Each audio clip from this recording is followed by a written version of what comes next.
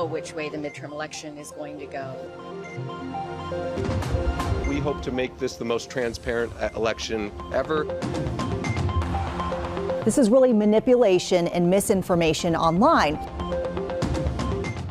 Right now, democracy itself is on the ballot as well.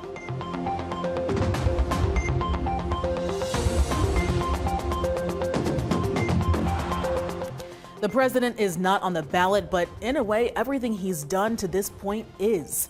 Thanks for watching our In the News Now election special. I'm Madison Carter. November 8th is not just another day on the calendar. It's the day voters will head to the polls to decide the future of this country. It's the day voters will determine what Congress will look like for the rest of President Joe Biden's term. It's the day voters will decide who leads their cities, towns, and states. So here's a simple guide to explain why the midterm 2022 elections are so critical. The congressional midterm elections are set for November 8th. Those are elections held 2 years after the presidential election. Control of the U.S. Senate and House of Representatives will be on the line. Historically, midterms favor the party that doesn't control the White House. All 435 seats in the House will be up for grabs, as they are every 2 years. This will also be the first election since congressional districts were redrawn following the 2020 census. Democrats have a roughly 10-seat House majority. Vacancies or special elections to fill vacancies can frequently change that number, but not by much. Since 1934, the party of the president has gained seats in the House just 3 times in the midterm elections. The president's party on average loses 27.6 House seats. The 100-seat Senate is split 50-50. 2 of those are independents who typically vote with Democrats. 34 of the 100 Senate seats are up for election this year. Since 1934, the president's party loses an average of 3.6 Senate seats in the midterms. 6 times, the president's party gained seats, and in one midterm, there was no change. How will this election affect my wallet is top of mind for voters. Democratic and Republican candidates have their playbook of topics. One hot button issue that's definitely in play for voters is abortion rights. The recent Dobbs decision allowing some states to roll back abortion provisions is a huge motivator for many on the left to turn out and vote. It's something that probably will not dictate all of the midterm elections. Instead, we have some true dollars and cents issues on the ground. So inflation, the economy, how people are feeling when they fill up their gas tank, that is a true big impact that things will probably overshadow the Dobbs decision. Historically, midterm elections generally have low voter turnout, but many states have already reported record-setting early voting numbers. There is evidence to suggest the Dobbs decision is increasing voter registration spikes, and it's increasing this more among women. We saw this in the Kansas election recently. We might not see it in every state that's holding an election, but there are more women who are turning out to register, which is a good indication that they'll turn out to vote come November. We don't know which way the midterm election is going to go. The elections are November 8th. It may be decided on that night. It may take a while for the final ballots to be counted, but what we do know is that there's a very high likelihood that Congress will again be very split, either very narrowly held by one party or split between one party and the other party. And all of that uncertainty is going to provide a lot of challenges for meeting the needs of the country and for delivering on whatever is top of mind for Joe Biden in the White House. Top of mind for many Hispanic voters, inflation, school safety, healthcare, and abortion. San Diego's Steve Price talked with 2 leaders who are making sure Hispanics have a louder voice in their communities. You talk to almost any politician, you would think that immigration is the only issue that we care about. Gary Acosta says in reality, immigration isn't even a top 5 concern for Latino voters right now. And a recent poll from Unidos US and Mi Familia Vota supports that. Inflation certainly is number 1. Healthcare is among those, and gun violence.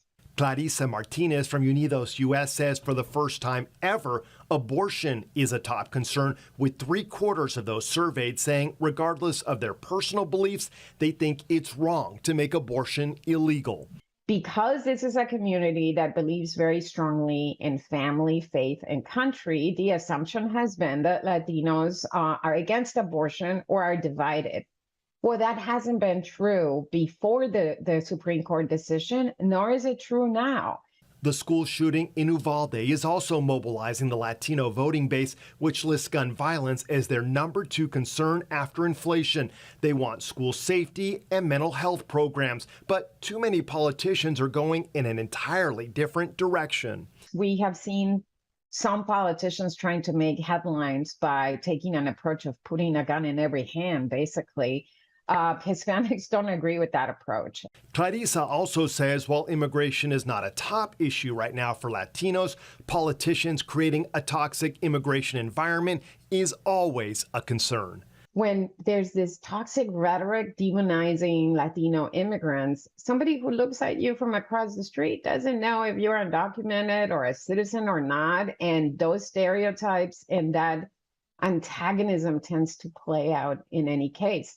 But Latino leaders know that things won't change if their community doesn't vote. UCLA's Latino Policy and Politics Institute says in the 2020 election, turnout of registered voters in San Diego was 81.2%. But for Latinos, that number dropped to just 71.7%. By comparison, white voter turnout was 85.7%. Thank you so much for being here this morning. It's a real honor. Gary talked about that very issue with former President Barack Obama at the Latitude Convention in San Diego last month. Obama's response? If you're a community that doesn't vote at the same numbers as other segments of the population, your issues are not going to rise to the top. They're not going to get done. That was his point. And that leads to this concern. There is not a lot of excitement over November's election, so leaders fear Latino turnout will be low. But they say in reality, this election is extremely important. State and local elected leaders sometimes have a bigger impact on our daily lives than somebody at the presidential level. The bottom line, Latino voters can make a big difference in elections, but they have to go to the polls in higher percentages. And those voters tend to be socially liberal but fiscally conservative, making them open to both major parties and to candidates who are truly listening to their concerns. We want both parties to work to earn our vote, and I think they can. And if they focus on the things that Latinos really care about, they're going to find a very attentive audience. Don't let anybody tell you your vote doesn't count. The Black Voters Matter bus tour is traveling across the country to mobilize Black voters and engage with policymakers, faith-based leaders, Black influencers, and HBCU students. The bus made a stop in Jacksonville, Florida last month for a rally. WKYC's Carmen Blackwell picks up the story from the Cleveland stop. And when people don't exercise the right to vote, then democracy is in peril. Black Voters Matter, a mobilized bus tour group, are traveling across the Midwest and stopping in 24 major cities ahead of midterm elections on November 8th. The group is a partnership of several local organizations, including the Freedom Bloc, Toledo chapter of the Links, National Congress of Black Women, and a number of local churches and more. Their mission? Focusing on campaigning for Black rights by encouraging Black people to exercise their right to vote. Black people had better get out and vote. Yes, and we do. If they don't know the importance, I don't know how to explain it, but because of voting, we are. The We Won't Black Down Fall Bus Tour will make stops across Ohio, and the first stop included East Cleveland. When people don't know what the issues are, they don't know the history, how hard the struggle to just get the right to vote actually was, then they don't realize how important this election is. The group's mission is focused on meeting with minority communities like East Cleveland, where voting has historically not been a priority. Somewhere upwards of 50% of Black communities have no idea there's an election being held for the midterms. That's horrifying. So we're out here pushing the word out that there is a midterm election, that you need to vote. Don't let anybody suppress your vote. We're in Ohio. Other stops for the bus tour will continue in Northeast Ohio over the next couple of days, in Akron, then Columbus. Engaging voters is the name of the game for political candidates. Georgia's Muslim community in particular is pushing for more attention in this election. Karis Belger in Atlanta has more. For Shafina Kabani and her team of staff and volunteers, the last few weeks have been busy. Our community members are really excited to be engaged. Between registering voters and hosting events like Saturday's candidate forum, Kabani and her staff are trying to make sure Georgia's Muslim community is ready for the upcoming midterm. It's a really important platform for us to provide to our community members. Kabani is the executive director of the Georgia Muslim Voter Project, which started in 2015 as a way to fill the gap in political engagement. Kabani says that work is more important than ever heading into the November 8th general election. We actually have a list of approximately 70 to 80,000 likely registered Muslim voters in the state of Georgia. So whereas at one time in 2015 where we were maybe reaching out and calling 800 to 1,000 Muslim voters. Since its founding, the GAMVP has been focused on registering as many of these voters as possible and making sure they know about their local electoral process. Aside from Metro Atlanta, GAMVP has hosted events in places like Athens, Savannah, and Columbia. Kabani says the outreach is vital in touching on key issues for the Muslim community. Civil rights, immigration, the economy. A lot of Muslim Americans are small business owners, so the economy is really important to them. Kabani says language access is sometimes a concern, as are the recent changes to Georgia's voter laws. More and more people, she says, are coming to her and her staff with questions. I'm not sure how to fill out my absentee ballot, or how do you vote by absentee, or what are the early voting dates? And they're eager to answer because it means more engagement from Georgia's Muslim community. And come November, she wants to see them at the polls. In Cobb County, Karis Belger, 11 Alive News. In San Antonio, a group advocating for change within the Asian American Pacific Islander community did their part to get voters out to the polls. Ken's reporter Holly Stouffer explains. It's hard not to smile when you're making a difference. These people belong to a group called Asian Americans and Pacific Islanders for Justice in San Antonio. A rise in anti-Asian American crimes during the pandemic spurred their movement. We still sometimes feel some of the hate that is still out there. They speak up against racism. Because the U.S. is our home. Lead community organizer Myra Dumapius says on National Voter Registration Day, they raise the volume of the voices in their community. The look on people's faces when they saw the posters in their own language, when shoppers at Alibaba saw the posters and stickers of National Voter Registration Day in Arabic. Among the Filipino restaurants, they saw the material in Tagalog. Over the weekend, they'll be at Noodle Tree, the ramen restaurant that was vandalized in March. I still remember how the community came together. They erased the hateful messages spray painted on windows and outdoor tables. Us being at Noodle Tree is symbolic. We're still here. Based on estimates from Asian and Pacific Islander American Vote, more than 14,000 Asian Americans in Bexar County aren't registered to vote. Being able to vote will allow us a chance to remain conscious of our own identity, our own history, and our capacity to have a voice and impact in our own country. Dumapius hopes their persistence pays off. Holly Stouffer, KENS 5 Eyewitness News. The 2022 midterms will bring about some changes at the polls. Since 2021, lawmakers in 21 states have passed some kind of election law. One of those states is Texas. William Joy from Dallas explains. For most voters, they're really not going to see too many differences. But since the 2020 election, Texas has passed major voting changes that supporters say add integrity and critics claim create suppression. Election integrity is of paramount importance. In Houston this weekend, Governor Greg Abbott touted the new election law that Democrat lawmakers fled the state to try to block. We knew they were going to come back. When they came back, we passed an even tougher election integrity bill. One of the biggest changes is allowing partisan poll watchers to move freely at locations and see and hear activity. Texas Democrats worried it could lead to intimidation. I think that when SB 1 was initially passed, that there were a lot of concerns. What we found in the last several elections is that the poll watchers are just there to do their jobs. The law also bans 24-hour voting and drive-through voting that was set up in Harris County during the pandemic to help working-class voters and requires counties to add live cameras of their counting. People are suspicious of the process, and so what we've done is to try to be as transparent as possible. Texas has more candidates who support the false claim that Donald Trump won the 2020 election than any other state, according to reporting from 538. The new laws will be tested by increased tension and increased voters. If issues happen, we will react accordingly. In Dallas, I'm William Joy.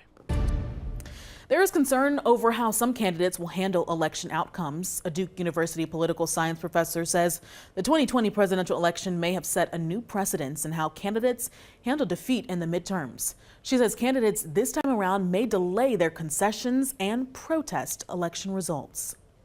What you're seeing is an unprecedented number of candidates who are repeating this factually incorrect claim that the 2020 presidential election was fraudulent. According to some counts, this is well over 350 candidates. As primary candidates tend to be more extreme, we might expect this kind of refusal to accept defeat. The 2020 presidential election was also mirrored by distrust about the voting process and misinformation leading up to Election Day.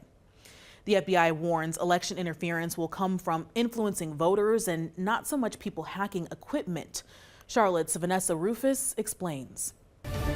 With those elections heating up, so are the attempts to shake voter confidence in the voting process. So the FBI is warning about that tonight, saying foreign actors are actively working on this right now. And they're not doing it by widespread hacking of infrastructure, of voting machines and such. But this is really manipulation and misinformation online. The FBI says that this can take the form of spoofed websites, fake online personas, dark web channels, and their goal really is to spread and amplify false claims of a compromised voting process and undermine voter confidence in our democracy. So today I spoke with Phil Napoli, a Duke professor of public policy and also director of the DeWitt Wallace Center for Media and Democracy, about this movement we're seeing online. 2020 put the blood in the water that people here are very vulnerable to the assertion of election fraud.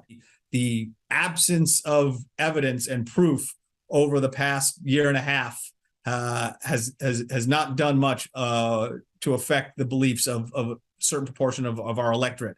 And so that creates huge incentive for foreign actors to really continue to lean on that weak leg of the table, so to speak. So now who's doing this? Well, Napoli says most recently we are seeing China, which he says was previously focusing its efforts elsewhere in the world, but is now turning its attention to U.S. users in recent months. He also points to Russia and Iran. Now, you might be wondering, how do you protect yourself? Well, of course, you got to be skeptical out there. Inflammatory content you're seeing on social media, think about this. Who is posting that information online? Does it come from a legitimate source? And then kind of consider some basic web tactics, if you will. Caps, typos, these are red flags that you want to look at.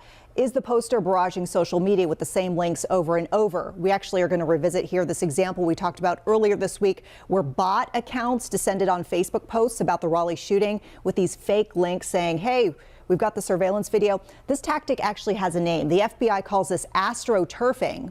A bunch of fake accounts share the same message or links in droves. This is an effort to create the false impression of widespread grassroots support. Tech companies say they are doing everything they can to address misinformation on their sites. That'll do it for now. Thanks for watching the In the News Now election special. I am Madison Carter.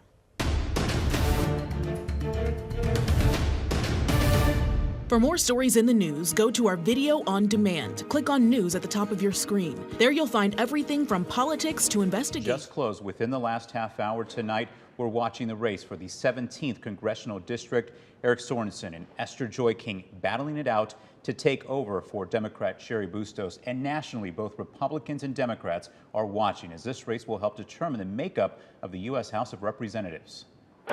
We begin with Eric Sorensen and News 8's Shelby Kluver, who is live in Moline. Good evening, Shelby. Hey, Linda. Things are getting exciting here in Moline at Poor Bros, where Eric Sorensen's watch party is set to begin any minute from now. Now, he's a political newcomer who's focused on inflation, prescription drugs, abortion rights, as well as climate change. He's from Rockford, Illinois, and was a TV meteorologist for 22 years. Now, those 700,000 voters of Illinois' 17th district will get to decide this race, but that district looks a little bit different. After the 2020 census, Illinois Democrats redrew this district to include Bloomington and Macomb and cut out Geneseo. And if history repeats itself tonight, as it did 2 years ago, then this could shape up to be a very close race. With more on that, here's News 8's Josh Lamberty live in East Moline. Thank you, Shelby. Yeah, this was a really close race just 2 years ago when Esther Joy King had her first take at this seat. She lost by just 4% of the vote. Now, Esther Joy King is looking to change that and become just the second Republican to represent Illinois' 17th Congressional District since the year 2000. Now, her watch party is happening here at the Bend Event Center in East Moline. We're expecting more of her guests to start arriving within the next few minutes or so, and then we're expecting to see King herself at some point after that. Now, of course, this is not the only race that we're following. We now go to Devin Brooks in Davenport. He's following the Iowa 1st Congressional District race there. Devin? Yes, I'm live at Congresswoman Marionette Miller Meek's watch party. It's at the Rhythm City Casino in Davenport. Now, the doors just opened about 30 minutes ago. People are starting to come in, and we've also seen her family begin to arrive. Now, the campaign staff tell us there will be speakers throughout the night, but we're not expected to hear from Miller Meeks until the results are in. So we will be here and continue to give you updates as the night goes on. Now I want to send it over to my colleague, Jenna Webster, who's live in Iowa City with the Democrat in this race. Jenna? Hey, Devin. Yeah, this was a very close race for Miller Meeks, actually, 2 years ago, and she won in 2020. It was only by 6 votes. And before she won in 2020, this district had been represented by a Democrat for 14 years, which is exactly what Christina Bohannon is hoping to do here again tonight. Now, her watch party at Big Grove Brewery is well underway. All these people here behind me, it's pretty noisy, are all here to support the current state representative for District 85, which is the northern part of Iowa City. Now, even though Bohannon is running as the Democrat in this election, she says she wants to focus on bipartisan efforts and on doing what's best for the people of Iowa. That's bringing health care, investing in rural health care, and lowering inflation costs. Now, the Iowa polls do have another 30 minutes or so that they're going to be open. If you haven't gone out yet and voted, you still have time. For now, I'll send it back to you guys in the studio, to John. Alrighty, thanks, Jenna. And yeah, you know, as these reporters have been talking about, a lot of important races, 2 important ones there, but there's other races that we're going to be watching throughout the night, including the governor races in both Iowa and Illinois.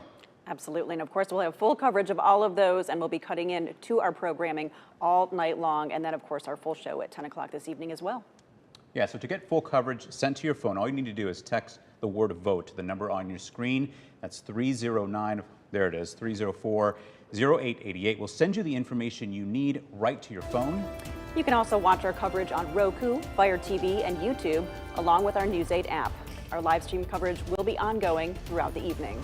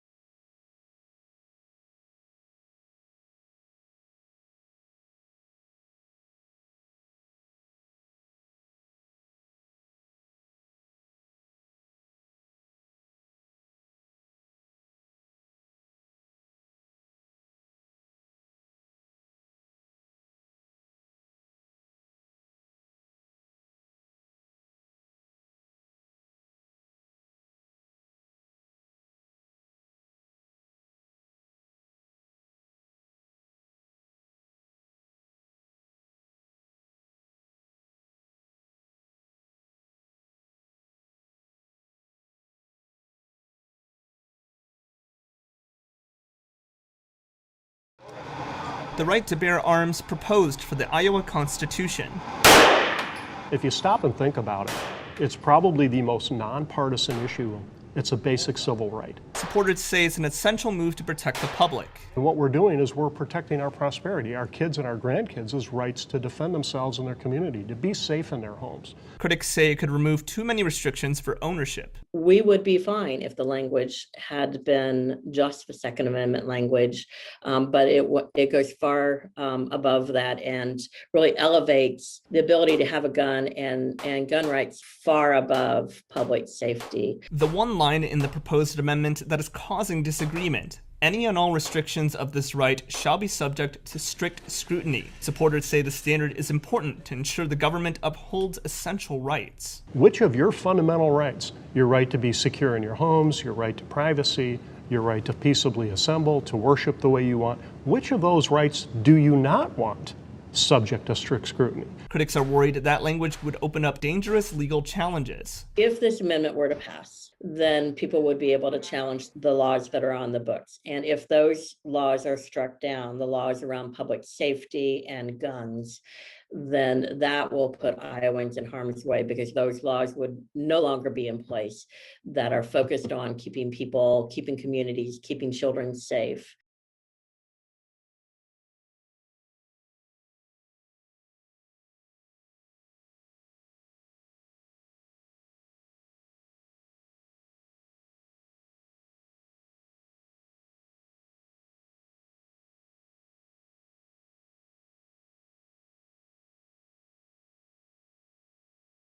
Is fear-mongering. It doesn't give us something that we don't already have. It just protects. This time last year, this was what workers' rights looked and sounded like in the Quad Cities. But today, that fight has moved from the sidewalk to the ballot box. Illinois voters now getting a say on a constitutional amendment that could shape workers' rights in the state for decades. I'm for the amendment. That's Robert Byrne. I have been a member of the UAW for 15 years. He's president of the local UAW union political arm and supports amending the state's constitution. So I have seen what happens in Illinois and other states with workers' rights, and just want to be able to protect it. The amendment would guarantee workers the fundamental right to organize, collectively bargain, and negotiate hours, wages, and working conditions. And while most Illinois workers already enjoy these rights, the amendment would make them part of the state's constitution. Illinois has one of the strongest workers' rights laws on the books. This amendment would just change that to where legislators can't mess with it, and only the voters can make a decision on whether those rights change or not. For the nearly 1 million union workers in Illinois, it would be some of the nation's strongest protections. The need to enshrine it in the Constitution, we think, is overkill. But not everyone is on board. Mark Denzler is president and CEO of the Illinois Manufacturers Association. But this legislation, at the end of the day, is going to make Illinois a more difficult place to do business by increasing the cost on homeowners and businesses. Business groups are pushing back, warning this change would give too much power to unions and push businesses out of the state. What that's going to do is that's going to increase costs for our local governments, and they're going to have to raise property taxes then on Illinois families and businesses. Unions, on the other hand, say that argument is fear-mongering. It doesn't give us something that we don't already have. It just protects what we do have. This constitutional amendment is unnecessary.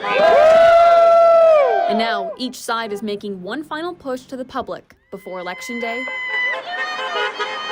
and the next local strike. In Moline, Shelby Kluver, WQAD News 8.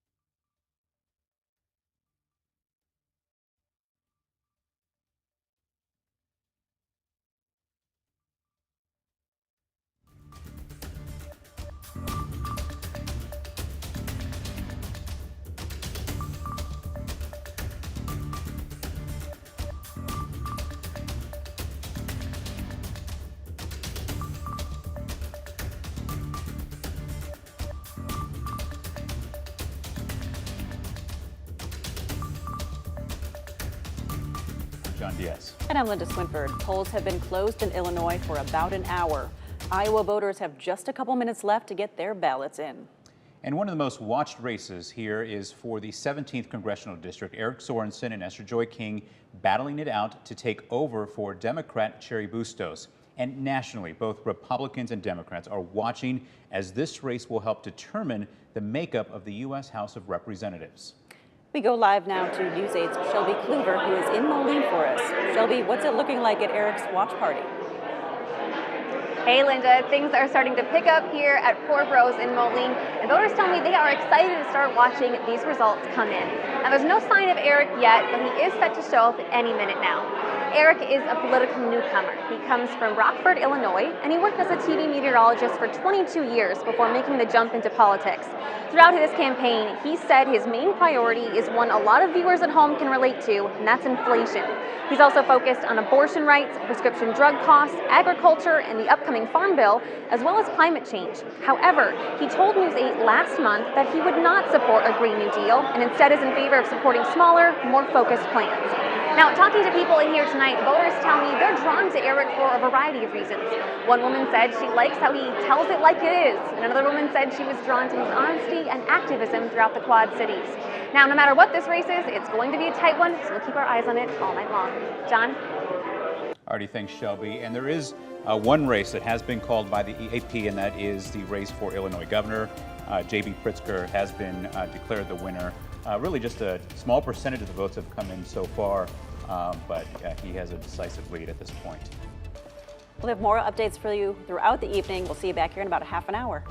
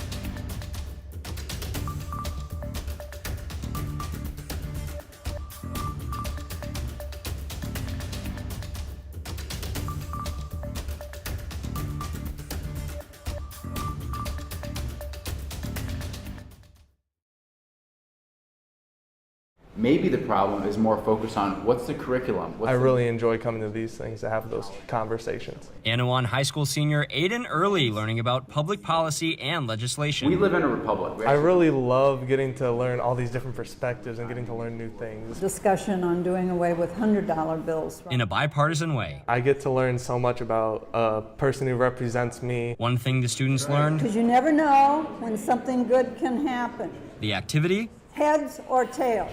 A coin toss. Heads.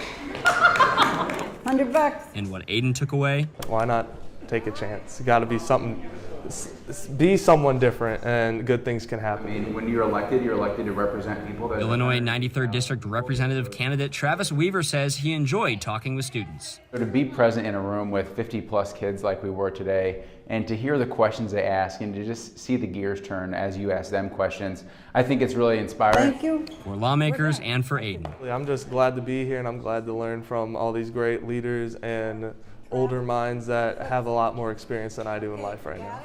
Everybody's decided? Come on, here's good. All right. All right, here we go. Tails. Yes! All right. All those who had tails, keep standing.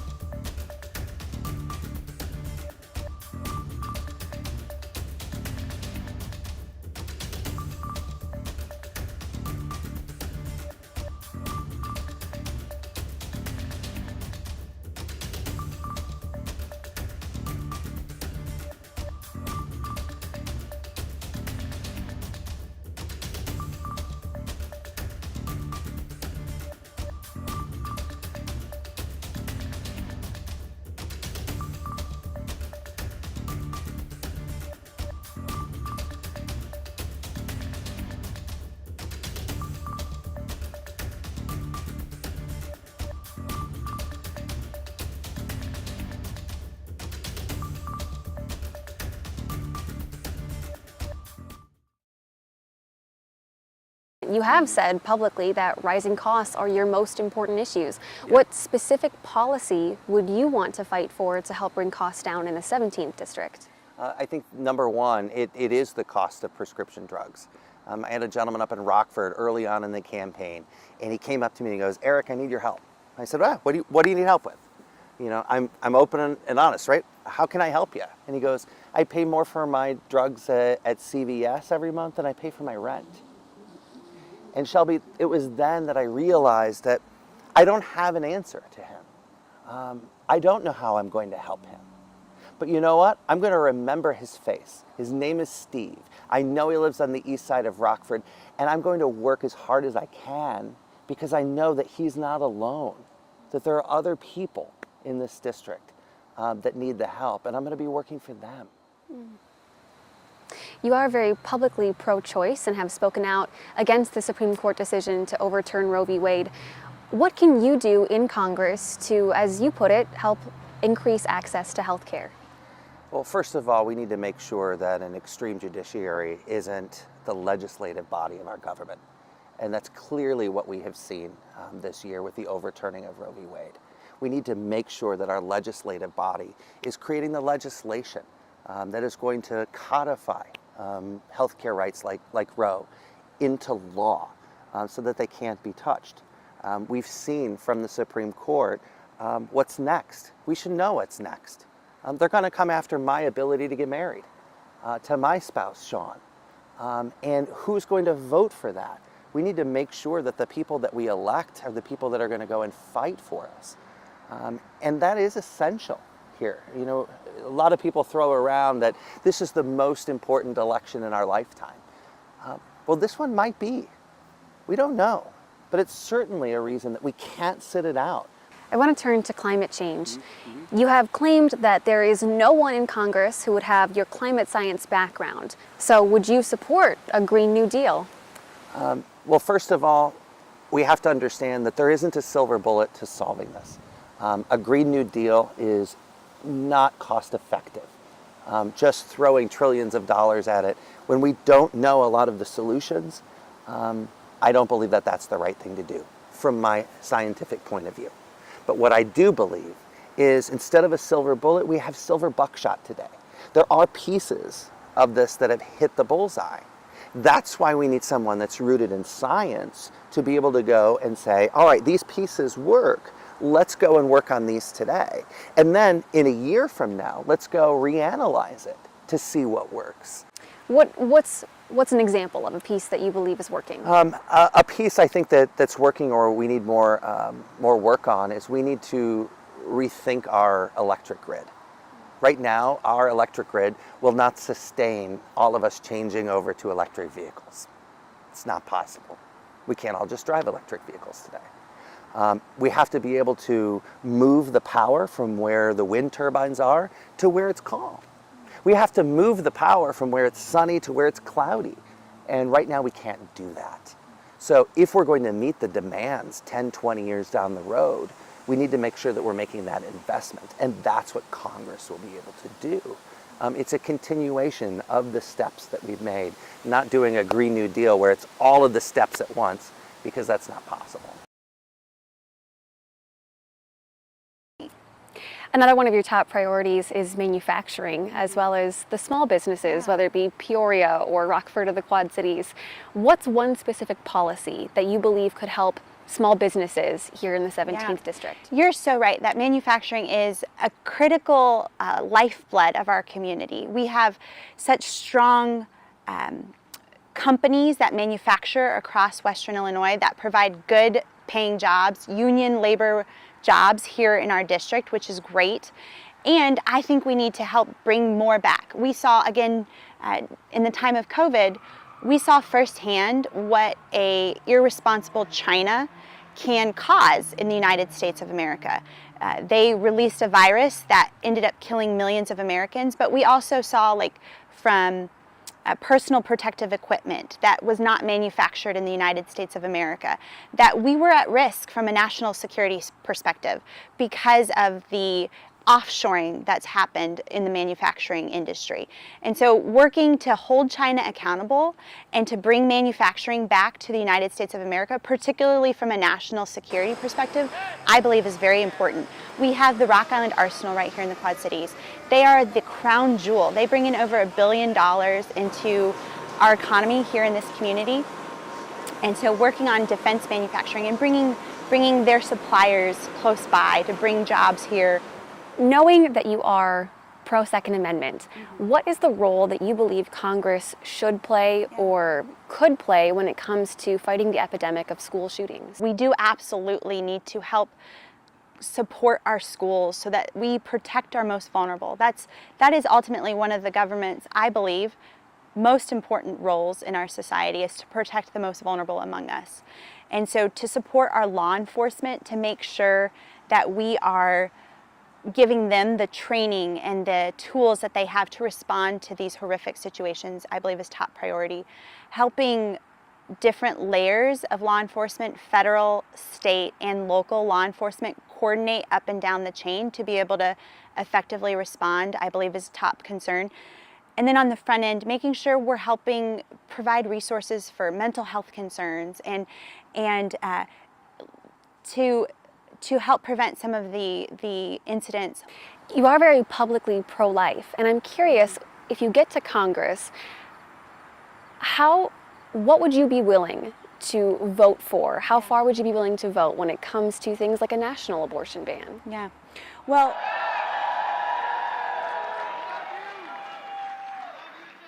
I love you too. But if I was going to serve for another 4 years, I wanted to make sure that I was prepared to bring the happy warrior spirit into this job again. Because leading the fight in a battle ought to bring joy if the purpose is meaningful. Optimism in politics is often dismissed as Pollyanna-ish. But like most virtues worth cultivating, its power is in its humility. I admire happy warriors, and I think of myself as among them, because here's what it is to be a happy warrior: to find calm when the times are chaotic, to respond to cruelty with compassion, to gladly be the first to suit up for a worthwhile battle and be the last to give up in a difficult dogfight, to celebrate victory but never dwell in it, to laud progress but never let it be enough. And precisely when the battles are hard and the challenges many, that's when the spelunkers for misery feed off the dark fears that people harbor in difficult times. And that is the moment when a happy warrior can carry us forward and says, I've been in this dark place before and I know the way out. Let's be honest, the abnormal and unusual times that Henry Horner talked about are here once again. And just like back then, our values are under siege, but they are worth fighting for. And I will not let our challenges crush the spirit that I've always brought to this job. Facing this moment requires that every happy warrior find a little bit of a nomadic warrior in them as well. Facing this moment means fighting these battles together. Together we must be bold, and we must never shy away from our big D democratic or little d democratic values. Together with pride and dignity, today we reaffirm what we are fighting for. Jobs that lift you up, not wear you down. A quality education that's not just a prize you win for growing up in the right part of town or being born to the right set of parents. Access to health care that doesn't just keep you alive, but keeps you healthy. Better wages that fund joy and not just survival. A world that's just a little bit easier to live in, where it's not so hard to make ends meet. Climate and an environment that is made better for our children than the way we found it. public safety that brings peace to our neighborhoods, justice to our communities, and addresses not only the aftermath of crime, but the causes of it. A world where public health policy is based on science, not fantasy. One where polio and AIDS and, yes, COVID can be eradicated by new discoveries and not just wished away by Facebook fakery. Schools where books are not banned, nor children shielded from the truth about all of our American history. Where this younger generation rising, a generation full of empathetic, courageous truth tellers, are not robbed of the critical thinking skills that are their best armor against a world of swirling disinformation. A Supreme Court that cannot take away from a woman what they never had the constitutional or moral right to regulate in the first place.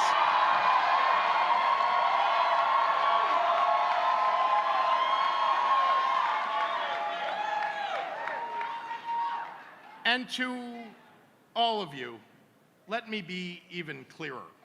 To anyone who thinks that they can come into this state and try to force some right-wing MAGA war on a woman's body, you will never get an inch of Illinois.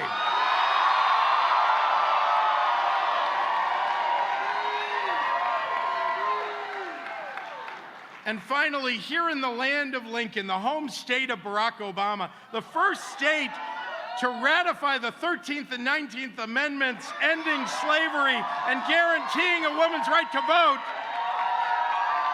we will never surrender in the battle against hate. Racism, sexism, homophobia, transphobia, xenophobia, anti-Semitism, we have conquered none of these obscenities.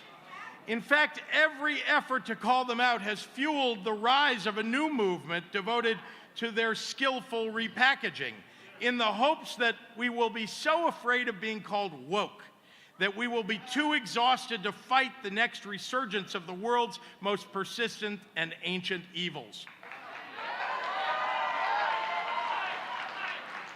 You see, hate is a chronic condition. The patient can get better, but we can never stop being vigilant in preventing its return. Unfortunately, a cancer has spread through one ideological wing of this nation to infect the patient itself. They've had ample opportunity to treat the disease, and they have refused to do so at every turn. The result has been treasonous insurrectionists tearing down the doors of the U.S. Capitol, the maiming of Capitol Police, and an attack on the 82-year-old husband of the Speaker of the House with a hammer in his own home. There's no nice or easy way to say this, but until the Republican Party is ready to expel the extremists in their midst, we need to do it for them at the ballot box.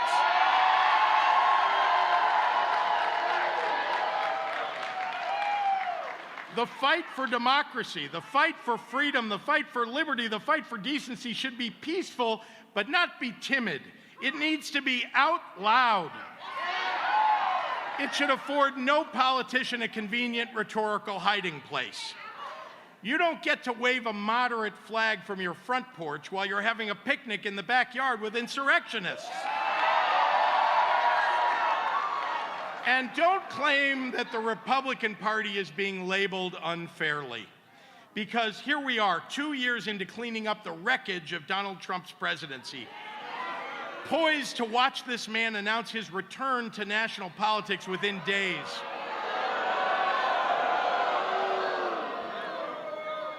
You know why? Because GOP politicians, with the exception of only a few souls, are too cowardly, too simpering to support the best interests of the nation, because they're afraid of being called insulting nicknames by a whiny bully.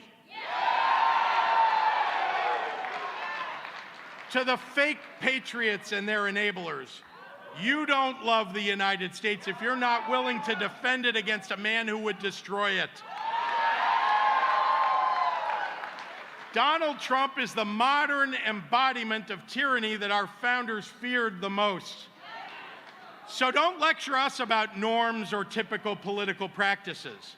Against a party that nominates and endorses anti-Semites and racists and anti-immigrant zealots, appeasement and complacency do not work. I know. My family fled that kind of tyranny, and I helped survivors build a Holocaust museum.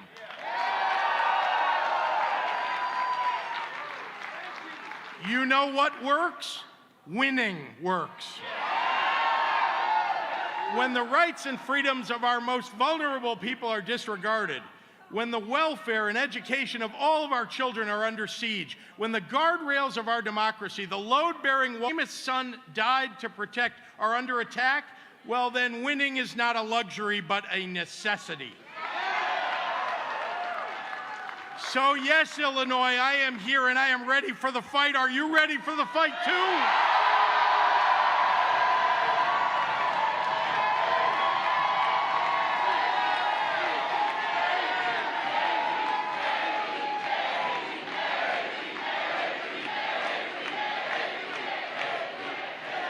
These days ahead will be hard, but do not tell me the fight cannot be won. The fabric of our nation has been frayed and torn before, and Illinois has always had a large role in putting it back together.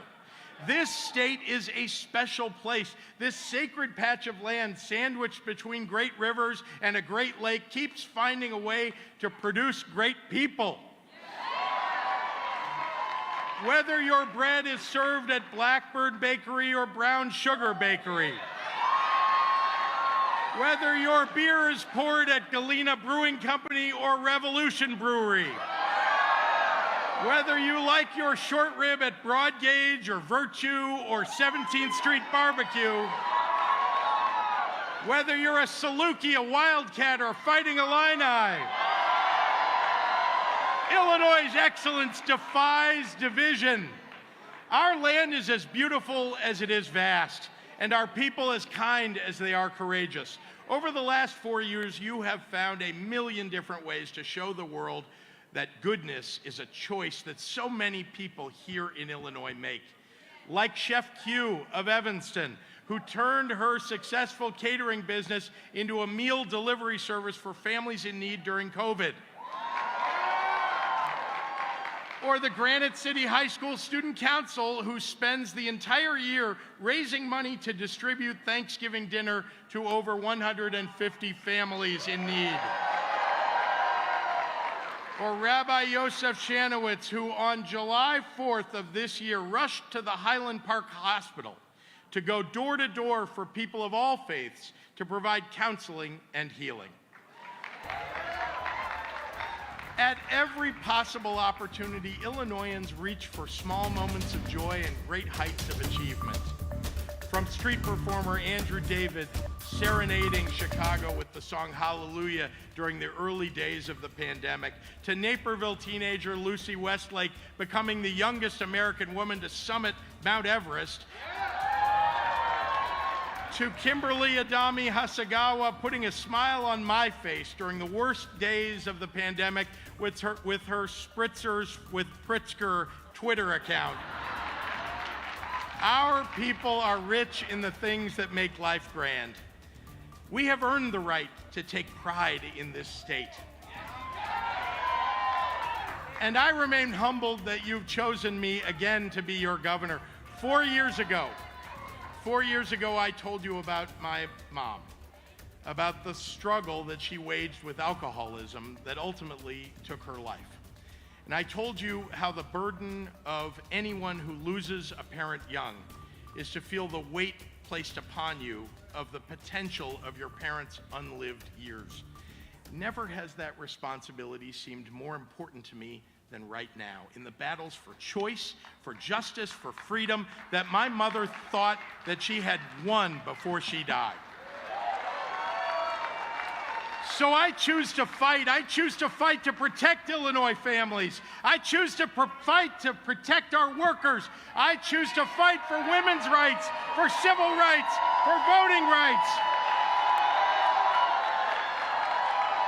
I choose to fight for the better world imagined by those who never let their hopes be reined in by their experiences. I choose to fight the fights my mother never gave up on, the fights she left for me to finish. Henry Horner said something else that night back in 1933, and it's his words that I want to leave you with. He said, "The only way to carry out any great purpose is not on your shoulders, but in your heart. Carry it on your backs, and it may tear you down. Carry it in your hearts, and it will lift you up." Horner was right. So Illinois, together we will carry in our hearts the great purpose of our time, so we will survive and thrive and love and heal. Thank you, Illinois. God bless you, and God bless this great state.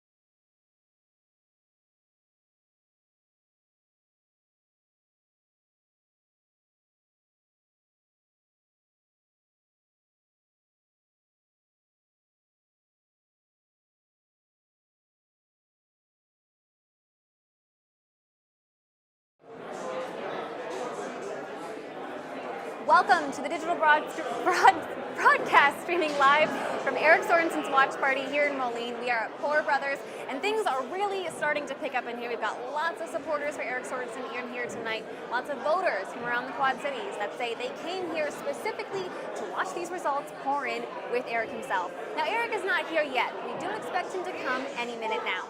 Now, Eric is a political newcomer. He's originally from Rockford, Illinois, and was born and raised in the 17th Congressional District.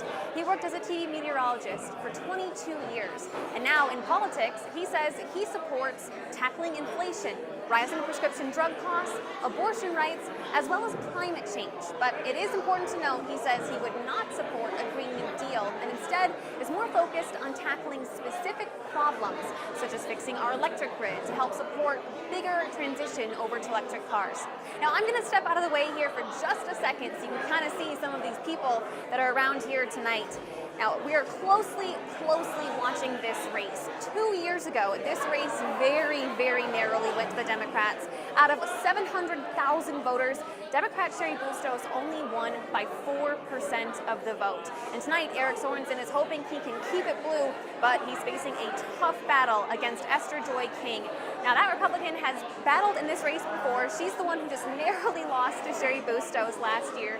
And I'm going to step back into frame here. We do have some very early race results coming in right now. And the New York Times is reporting with 36,000 votes are in throughout the 17th district. That's about 15% of the votes. Again, there's 700,000 eligible voters throughout the 17th district. With those early results, Eric has a very slight lead. New York Times reporting he has 50.5% of the votes, while Esther Joy King has 49.5%. Now, a lot of those results that are in are coming from the smaller counties as well. Places like Warren County have almost all of their votes counted, while we still don't have any election results from places like Rock Island County. Some of the counties we're going to keep a very close eye on tonight, including some of those places with some of those bigger cities. Things like McLean County with Bloomington, Peoria County, McDonough County where Macomb is. Now, both Bloomington and Macomb are new additions to this district. 2 years ago, Illinois Democrats redistricted the 17th district to include places like Rockford, Bloomington, Macomb, Quad Cities, Galesburg. They did cut out Geneseo out of that. So we're going to keep an eye on this all night long. Again, early results, about 15% of the votes in show Eric has a slight lead with 50% of the vote, according to the New York Times. That'll do it for us.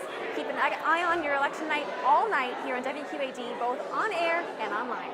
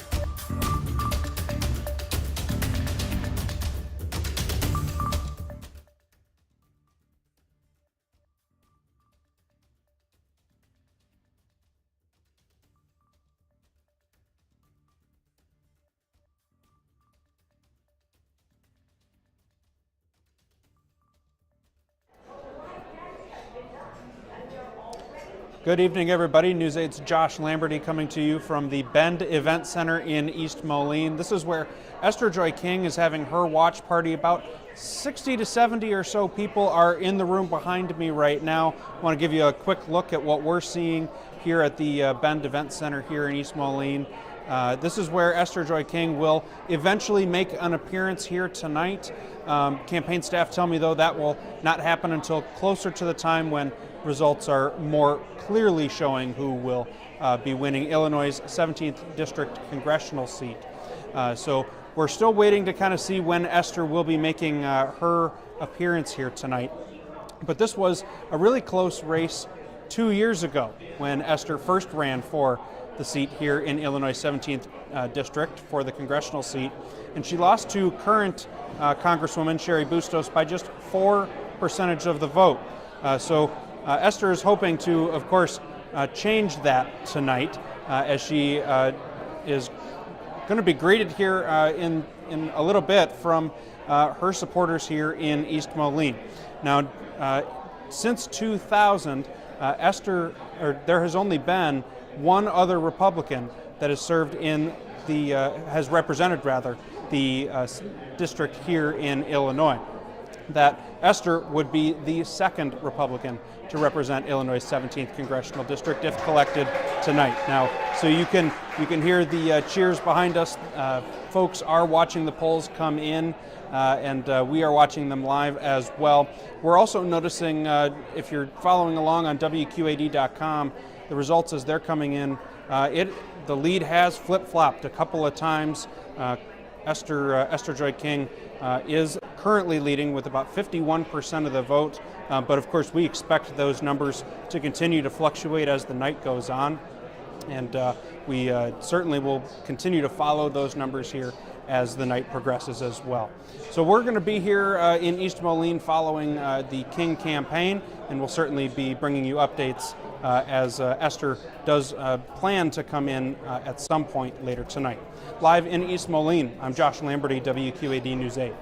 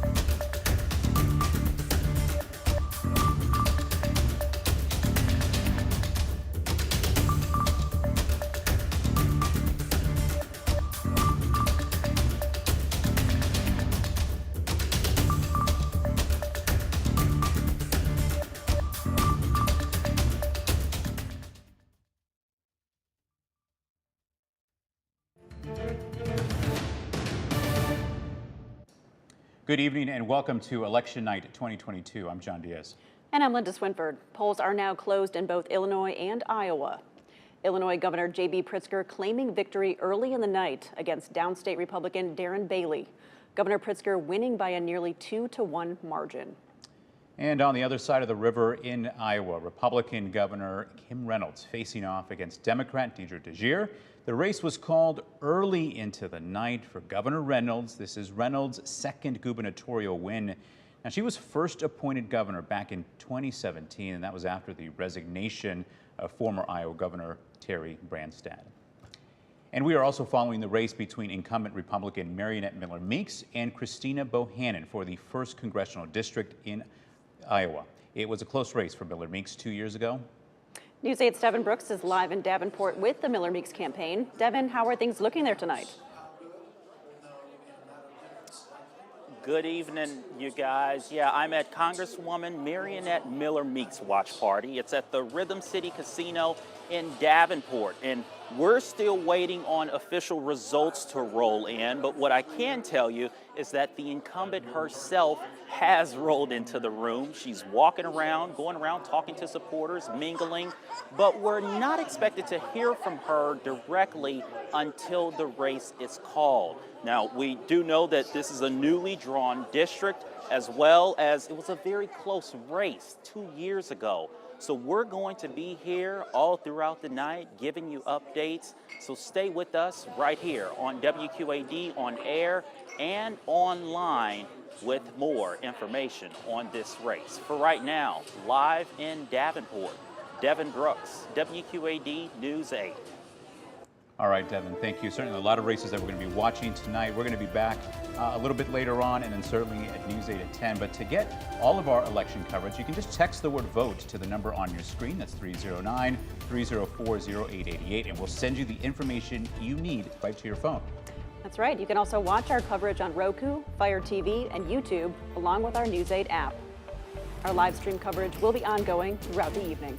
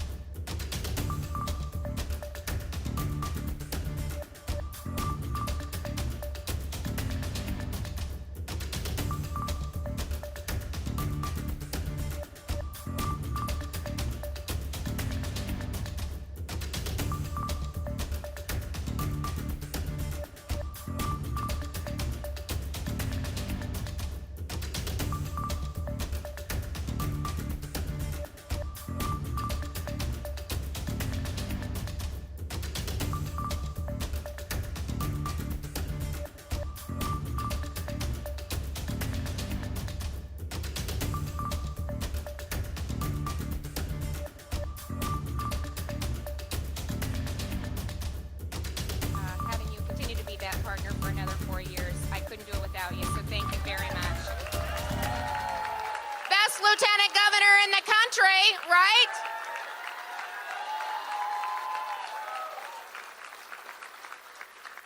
And I want to thank my entire team. I don't know, I think they're over here. I don't know where they're all at, but both the campaign team and the official campaign.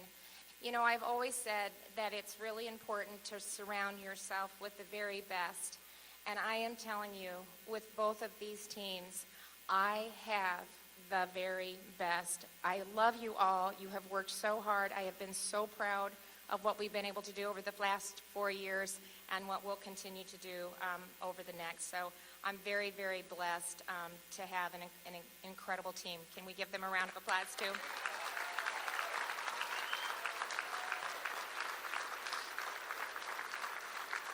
Well, we're going to keep this short because I'm excited to continue to watch tonight to see the results come in and see all the strong, freedom-loving candidates who are going to be joining us. So the fight for you at the local, state, and federal levels, they're ready to go. They're working hard to have the opportunity to continue to serve Iowans. So our message for you tonight is this. We are not stopping. We are not slowing down. I am so excited to get back to work and to lay out a bold, conservative agenda and to follow through with what we say we're going to do. I can promise you it is going to be an agenda where you keep more of your money, where our schools are thriving and all parents have a choice, where your government works for you, not the other way around. I'm going to say it one more time, and I've been saying it as I've crisscrossed the state, that the best is yet to come. God bless you. God bless Iowa. Thanks for giving me the opportunity to serve.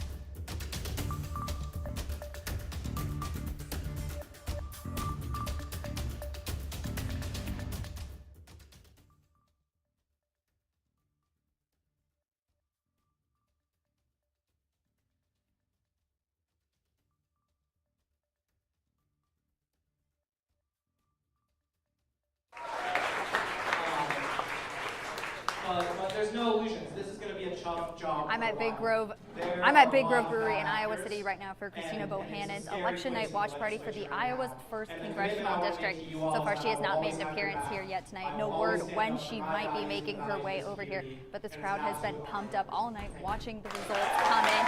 And those results did start out very early on with Bohannon in the lead. In the last 15 minutes or so, they have gotten a little bit tighter. As of a few minutes ago, the Associated Press was reporting that 37% of Iowa's precincts were in, and it did still have Bohannon in the lead with around 56% of the votes in her favor. Now, she may be the Democrat candidate, but she says if elected to Congress, she wants to focus on bipartisan efforts and doing what's best for Iowa. And in her eyes, that includes lowering inflation and investing in rural health care. Live in Iowa City, Jenna Webster, WQAD News 8. It's really been a team project. Now, the great things that we're doing in the state of Iowa, we lowered your taxes. Who likes lower taxes? So, we were able to lower taxes because of our strong fiscal budgeting. I mean, we were very disciplined in our budgeting. We ended up with a third year of billion-dollar surpluses, and that money's that's not our money. That's not the government's money. That's your money. You earned it, and we are returning it back to you in the form of tax cuts. Yeah. So no more retirement income tax starting January 1st. 3.9% flat income tax, and I think that if we continue on the economic growth and the fiscal budgeting that we have done over the last 4 or 5 years, we are going to eventually get to a zero state income tax. We're going to work very, very hard to get to that point. So it has been a real honor to serve as the state senator for Senate District 49, now Senate District 35. I've got the northern part of Scott, all of Clinton County, and now I go a little bit into Jackson County with Maquoketa, Baldwin, and Monmouth. So it's been a real honor to serve. We've done a lot of great things. We've got a great team in Des Moines, people from all over the state that genuinely care about serving the people of Iowa and making Iowa a great place to live, work, raise a family, and run a business. So I'm really proud to be part of that team. It was an honor to serve with Marionette. Where is she? I saw her. Okay. It was an absolute honor to serve. We came in at the same time to the state senate in 2018. She sat right behind me. I had Carrie Kelker on this side. I had Marionette behind mine. We called ourselves the Triad de Fuego. So it was a real honor to serve. She's one of the smartest people I know. She works so hard. She's never in her chair because she's always around talking to people, talking to constituents, working on her committee assignments. And I've watched her really blossom in this role as our Congresswoman. I think it is the role she was born to play. She's brilliant. She retains information. She digs into things. And she just really works hard serving her constituents. So it is my honor to serve with you and continue to work with you as the state senator in your district and be one of your constituents. So, congratulations! Yeah, thank you.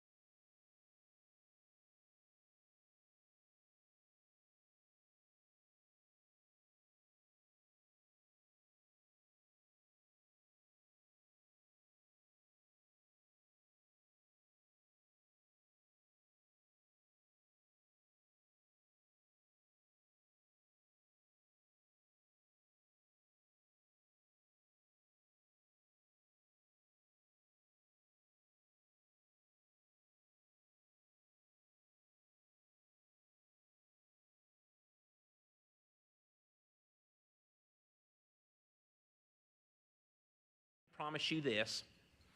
I may not be going to Springfield as your next governor, but I will never stop fighting for you.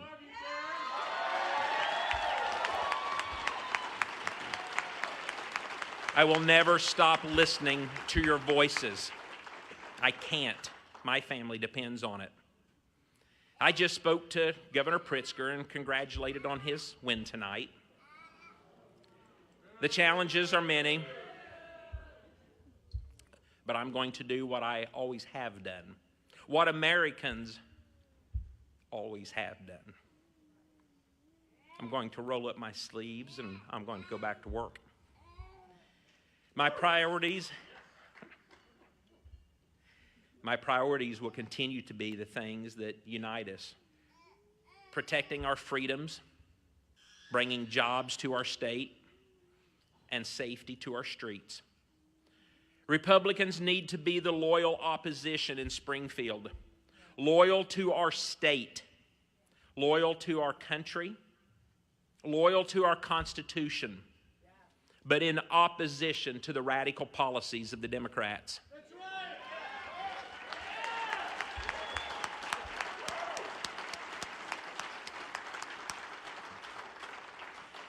Friends, we must work together to find solutions for all the people of Illinois. Illinois can be better. Illinois must be better. Our leaders must be better. And J.B. Pritzker, you need to be better.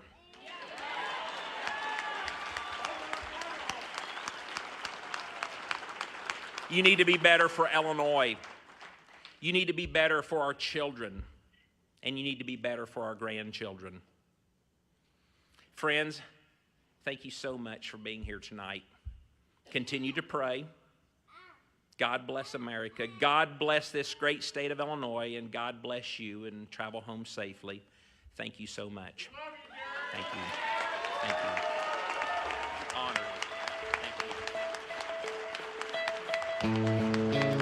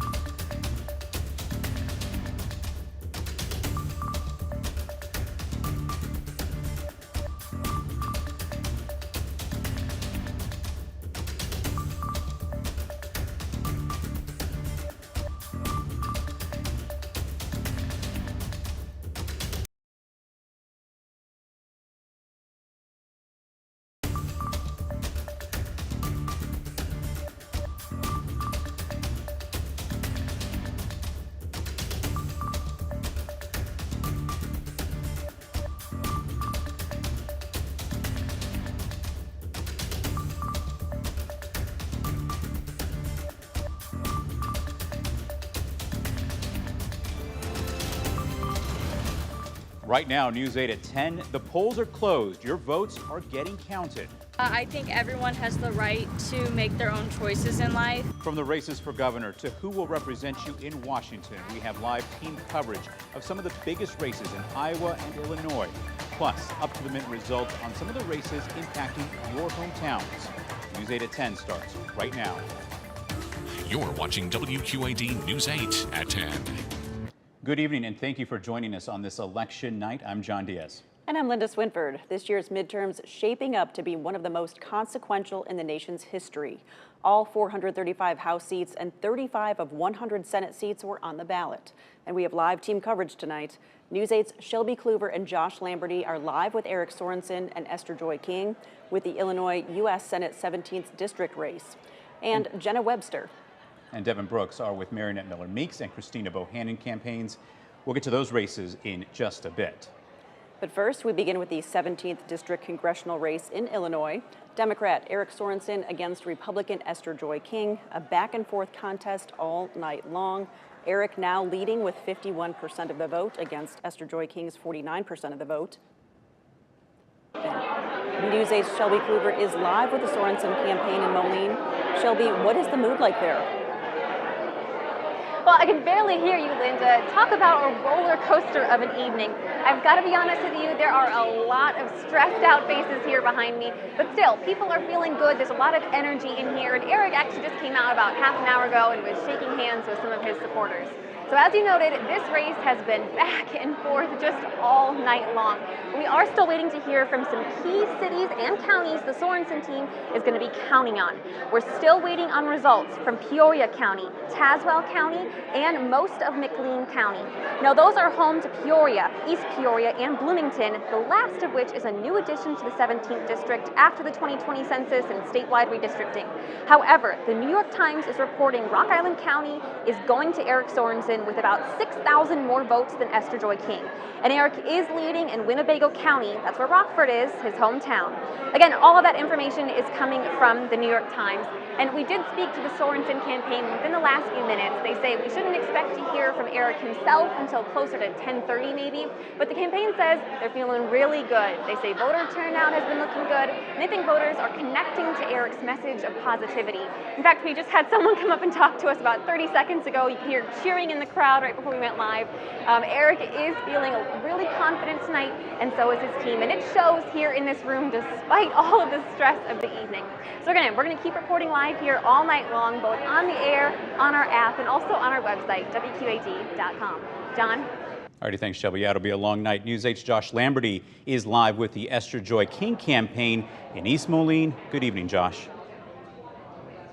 Hey, good evening there, John. It is a packed but optimistic crowd here at the Bend Event Center in East Moline. Now, we've seen about 60, 70, 80 people or so throughout the evening kind of come and go here as they support Esther Joy King. I'll let you take kind of a look at what we've been seeing.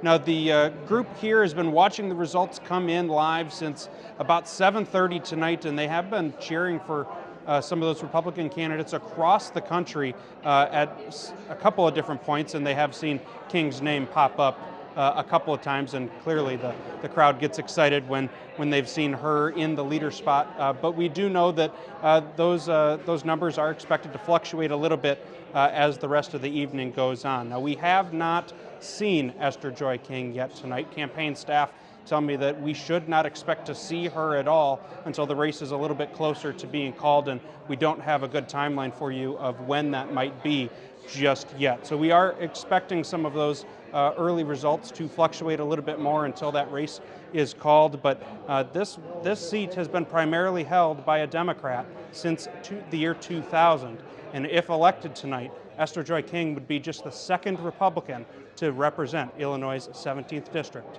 John? All right, Josh, thank you.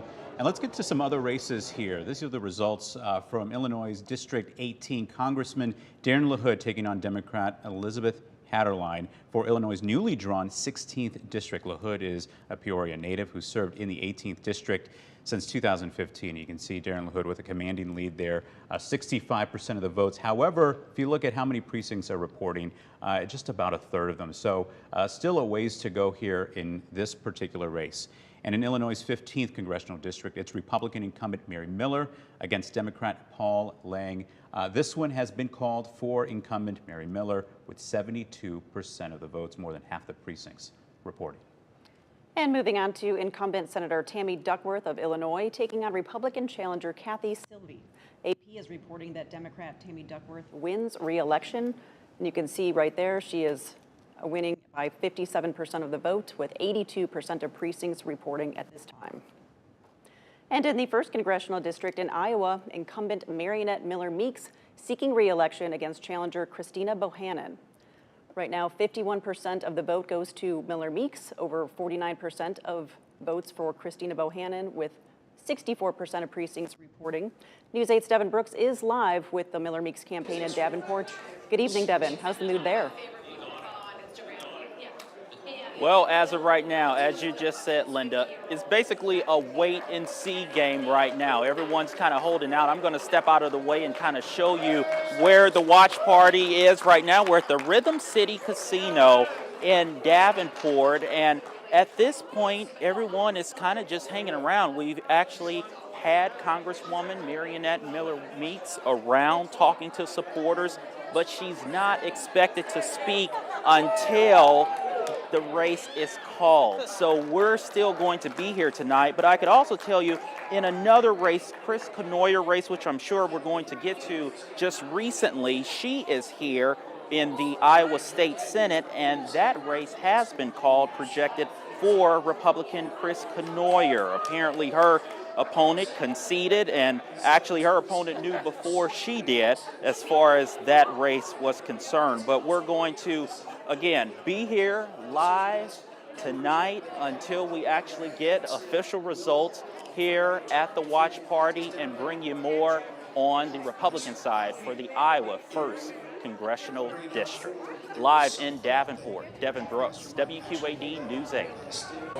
Alrighty, thanks, Devin. And News 8's Jenna Webster is live in Iowa City with Christina Bohannon's campaign. Good evening, Jenna. Hey, John. Yeah, I'm at Big Grove Brewery in Iowa City right now for Christina Bohannon's party. She is the Democratic candidate in this race. She has yet to make an appearance here tonight. Her campaign members that are here are remaining very tight-lipped about when that appearance might be, so we don't know when to expect her yet. But I do want to point out this race has gotten very close. Within the last 30 minutes or so, when the results started coming in, Bohannon had taken a very early lead, a very wide gap actually, and it was just a couple minutes ago, as Linda had mentioned, those numbers with 51% that Miller Meeks was in the lead, that Bohannon started to slip into second behind Miller Meeks. So we are watching this very closely to see what happens tonight. When she does make an appearance, we will bring you back out to that and let you know how she's feeling tonight about these election results. But for now, I'm going to toss it back to you guys in the studio. Alrighty, thank you, Jenna. Let's get to some other results here. In Iowa's 2nd Congressional District, Republican incumbent Ashley Hinson taking on Democrat Liz Mathis. You can see there Ashley Hinson with 56% of the votes, about half the precincts reporting for that particular race. And in another race, if we can move forward, in the Senate race for Iowa, Chuck Grassley looking for his 8th term in the U.S. Senate, and he has secured it so far with 56% of the vote, but 76% of those precincts are reporting, so he has been called the winner in that particular race. And moving on to Illinois Governor J.B. Pritzker claiming victory early in the night as well against downstate Republican Darren Bailey. Governor Pritzker winning by a nearly 2-to-1 margin. The Associated Press calling the race within minutes of the polls closing. After the race was called, the Illinois governor addressed his supporters. I choose to fight to protect Illinois families. I choose to fight to protect our workers. I choose to fight for women's rights, for civil rights, for voting rights. This will be Pritzker's 2nd term.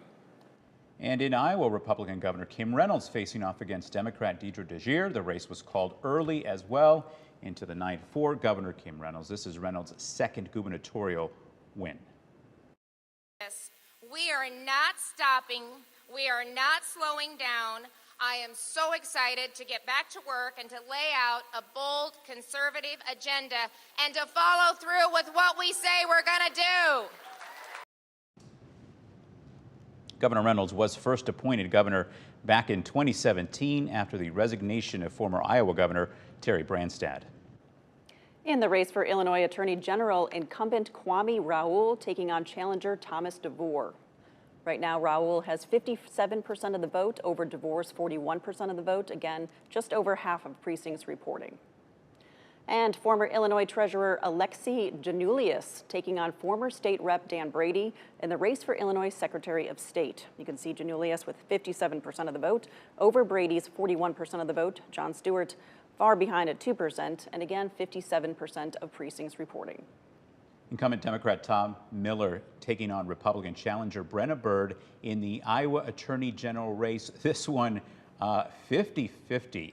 Really, the number of votes separating these two candidates just about 2,200, with 70% of the precincts reporting. So this one really seems like it'll come down to the wire. And incumbent Republican Paul Pate taking on Democratic challenger Joe Miller. This is for the Iowa Secretary of State. Paul Pate with a more significant lead here with 70% of the precincts reporting, but still a ways to go in this particular race as well. And in the Illinois State Senate District 36 race, Democratic State Representative Mike Halpin taking on Republican and current Rock Island Mayor Mike Tomes. Halpin has 56% of the vote over Tomes' 44% of the vote, with 79% of precincts reporting at this point. And moving on to the Illinois House District 71 race, incumbent Republican Dan Swanson being challenged by Democrat Christopher Deming. Swanson has 61% over Deming's 39%, 61% of precincts reporting. All right, let's move over to the 72nd District in the Illinois State House. Democrat Tom Martins, and rather that's Republican Tom Martins taking on Democrat Greg Johnson in this particular race. Greg Johnson, you can see leading by 60% of the votes, with 100% of the precincts reporting. So a significant lead there, with apparently all those votes sort of accounted for at this point. And in the Iowa State Senate 41st District, it's Republican Carrie Gruhagen taking on Democrat Deb Vandergast. This one, Carrie leading 59% of the votes. Not all the precincts are reporting just yet, about 84% of those. So we'll be keeping an eye on this one as well.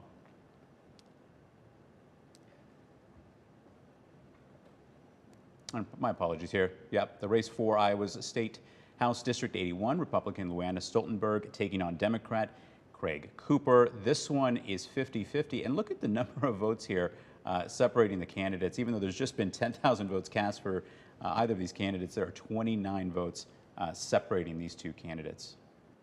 And to get all of our election coverage, just text the word VOTE to the number on your screen. That number, 309-304-0888, and we will send you the information you need right to your phone. Just make sure to text that number instead of calling it.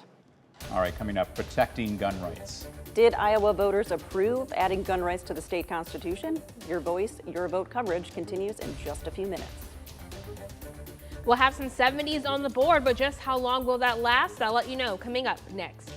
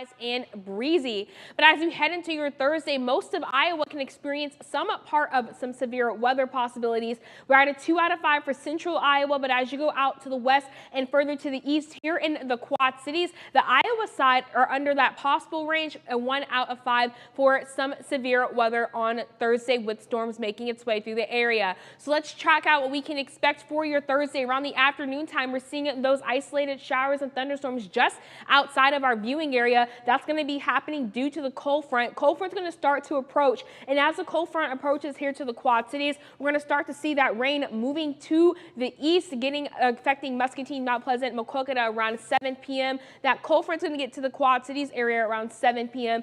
Then it's going to continue to move out to the east. The rain and showers will continue to move east as well. As we get to the late night hours, we're going to get a decrease in our severe threat and some possible strong thunderstorms, and we're going to experience mostly rain showers for the night. The rain showers are going to continue as we go throughout the early hours of your Friday, and it's going to clear out just in time for your morning commute. Now that cold front has made its way throughout the area, and we have a lot of cold air coming in out of the north. That's going to affect your highs for your Friday. How much rain can we experience Thursday? Well, we're going to get not a lot of rain for most of us. We're going to be under less than ½ an inch of rain as you make your way further to the north and out to the west. That's where we see that darker green, about ½ an inch to an inch of rain, and just a little bit north of Maquoketa, this darker green up to Dubuque, that's about 1 to 2 inches of rain that we can see.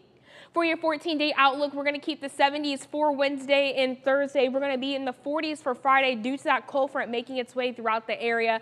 Temperatures dropping into the 30s for Saturday and Sunday, and keeping with the 30s and low 40s for the few days after that. We do have more chances for some showers and possible wintry mix for the second half of the 14-day outlook. And finally, the 3-degree weather guarantee brought to you by Erickson Chevrolet in Milan. The forecasted high today was 60. It actually got up to 60, so we added $20 to the jackpot. Right on the money, Fridge. Exactly, right on the money. Nice. Very nice. Wish we could have been on the money with the Powerball, but oh well. Yeah, we missed that. I rather would have that one. That's true. The $2 billion. You and 292 million other people. Yeah. There we go. Okay. All right. Thanks, Fridge. All right, and moving on, Iowa voters have approved adding the right to bear arms to the state constitution. Supporters say this move helps uphold essential rights and makes it more difficult to pass gun restrictions. The change will also make existing gun laws easier to strike down. Opponents say the legislation makes it too difficult to approve new laws that could protect Iowans from gun violence. And Illinois voters approved an amendment strengthening workers' rights. This adds the right to collective bargaining to the state constitution, allowing workers to negotiate wages, hours, and working conditions. It also prohibits laws that would bar workplace contracts from requiring union membership as a condition of employment. And moving on to other races now, Rock Island County has a new sheriff, Republican Patrick Moody taking on Democrat Darren Hart. You can see that Hart has 54% of the vote over Patrick Moody's 46% of the vote, 100% of precincts reporting in. And taking a look at the 7th district race for Rock Island County Board, incumbent Democrat Carla Enberg taking on Republican challenger Sharon Diekman. Enberg has 57% of the vote over Diekman's 43% of the vote, again, 100% of precincts reporting. And continuing with the Rock Island County Board, District 9 Republican Jacqueline Dooley taking on Democrat David Adams, and you can see David Adams declared the winner here with 100% of those precincts reporting with 53% of the votes. And in District 16 for the Rock Island County Board, Republican Rodney Simmer taking on Democrat Michael Luckey. Republican there, Rodney Simmer, with the win with 56% of the votes. And in the race for Scott County Attorney, Republican Kelly Hahn facing off against Democrat Caleb Copley. But actually, we're going to take a look at Rock Island County Board District 19 first. Robert Westfall with 61% of the vote over Herb Schultz's 39% of the vote with 100% of precincts reporting. And in the race for Whiteside County Sheriff, Knox County Sheriff, Jack Harland with 59% of the vote over James Robertson's 41% of the vote. And in Henderson County, the race for sheriff there, that's been called for Matthew Link, the Republican in that race who took on incumbent Stephen Henshaw. And moving on to Mercer County Sheriff, Dusty Terrell with 74% of the vote over David Staley's 26% of the vote. Again, that is final, reporting 100% of the votes of the precincts reporting. And many races have been called, but we are still waiting for results on some very big races. Yeah, your voice, your vote coverage continues on News 8 at 10.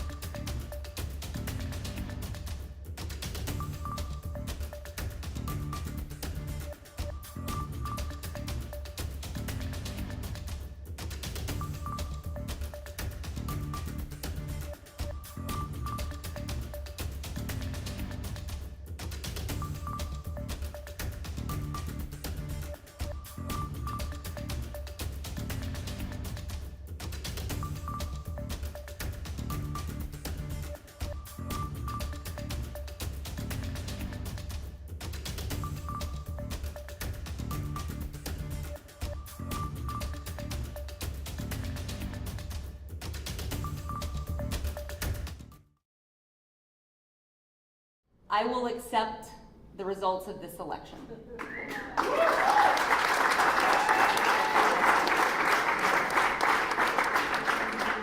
Whatever they are. Because in a democracy, that is what we do. And our republic is built on the rule of law, the peaceful transition of power, and it cannot stand without that. So I will always stand up.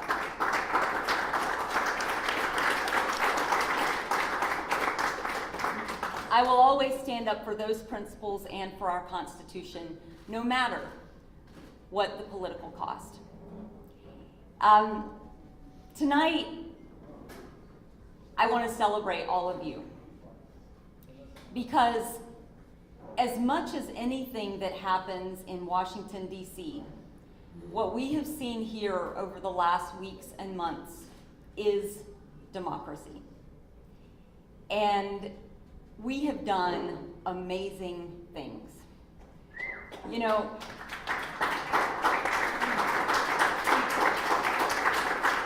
just this past weekend since Saturday, we have knocked 20,000 doors.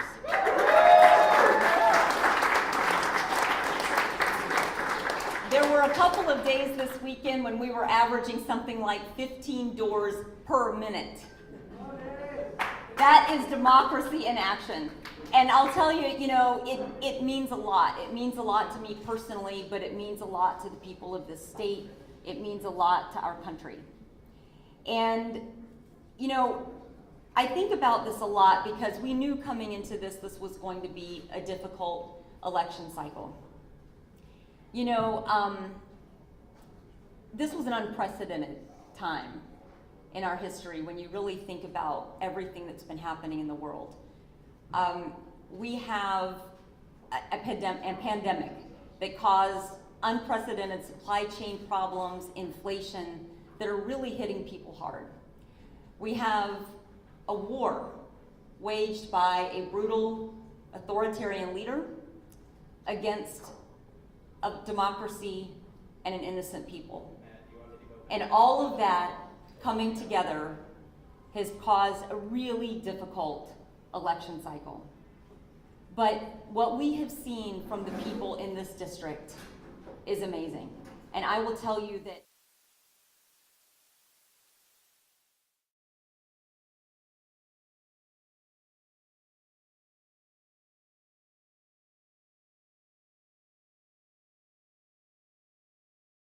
right now, because it seems like there's developments, as we know, that Bohannon just spoke, and now the Congresswoman Marionette Miller Meeks campaign and her team are trying to figure out the official results right now before anything further. I'm still going to step out of the way and let you see right now. Off to the side, we have Congresswoman Marionette Miller Meeks, it appears, getting prepared to possibly take the stage here eventually. We have not heard official results just yet, but a little bit about this campaign. The 1st Congressional District on the Republican side,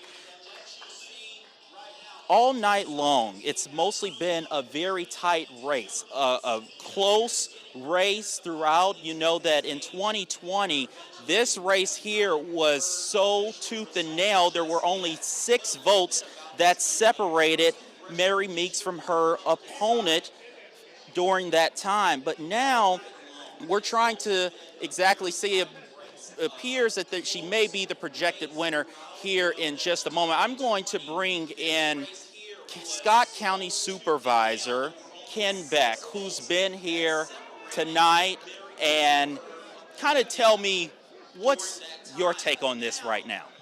Well, I'm here to help support Marionette Miller Meeks. I've known her since she ran the first time, and she's done such a great job, and she's really helped Scott County get funding for bridges and a lot of federal grant money. So we're really happy to be working with her, and I'm willing to support her.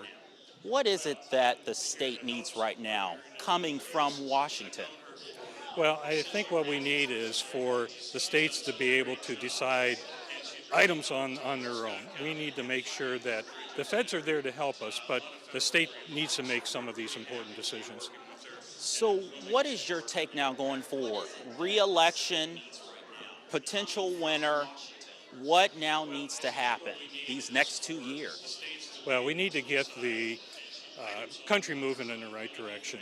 We're currently in a situation where, in my opinion, you're really not moving in the direction we should be. And I think you're seeing that with the red wave that's happening not only here in Iowa, but across the country. And we need to get these legislators in there, getting the country moving back into the right direction. Scott County Supervisor Ken Beck, thank you again for taking the time. We're going to still let you see what's taking place here at the watch party for Congresswoman Marionette Miller Meeks. This is at the Rhythm City Casino in Davenport. She's a doctor, has homes in Ottumwa, and also recently just got a home in LeClaire, has served in the U.S. Army 24 years, and this right here means that she would go on to do another 2 years in the House for Congress. But as you hear, there's a lot of cheering that is going on. No one still has taken the stage, but it appears that her staff is preparing and getting ready to make some sort of announcement. And as soon as we have more, we're going to bring that to you live here from Davenport. I'm going to send it back to you all, and then as soon as we know more, we will bring it back out live. Guys? All right, thank you, Devin. And now let's check in with Jenna Webster, who is live in Iowa City. She is covering Christina Bohannon's campaign. Jenna? Hey, Linda. Yeah, you heard Bohannon speaking just a few minutes ago. She is still speaking right now, congratulating those in Johnson County, which includes Iowa City, who did win their elections tonight. Obviously, this crowd is disappointed about that Miller Meeks has taken the lead. She did point out there are votes still being counted right now, but this is a very optimistic crowd about what comes next after this. You know, Bohannon thanking everyone who did all the door knocking, who worked on her campaign, but also telling everyone our work isn't finished, saying we have to carry on and don't be discouraged just because of the results tonight. Tomorrow, there's still more work to be done. For now, I'll toss it back to you guys in the studio as we get on to more election results tonight. Alrighty, thank you, Jenna. And you know, the 2022 midterm elections, they're in the books, but we want to sort of recap a lot of the bigger races that we have covered tonight.